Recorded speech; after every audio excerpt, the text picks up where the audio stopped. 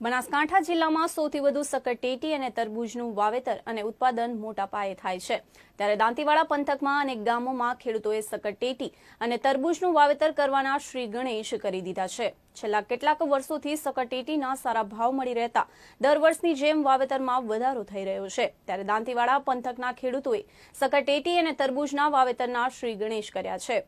ઉનાળુ ખેતીમાં સકરટેટી અને તરબૂચનું વાવેતર ખેડૂતો મોટા ભાગે કરતા હોય છે. બટાકાનો પાક લીધા બાદ ખેડૂતો દ્વારા સકરટેટી અને તરબૂચના વાવેતરની તૈયારી કરી દેતા હોય છે, ત્યારે દાંતીવાડાના ખેડૂતોએ પણ આ પાક લેવાના શરૂ કરી દીધા છે. નોંધનીય છે કે આ પાક ઓછા સમયમાં વધુ કમાણી આપે છે, તો આધુનિક સાધનો વડે કરાતું વાવેતર ડીપ ઇરિગેશન પદ્ધતિથી કરાતું પિયતને લઈ ટૂંક સમયમાં બજારમાં પણ સકરટેટી અને તરબૂચ જોવા મળતા હોય છે. आज की बात न्यूज माटे प्रवीण परमार, दांतीवाड़ा।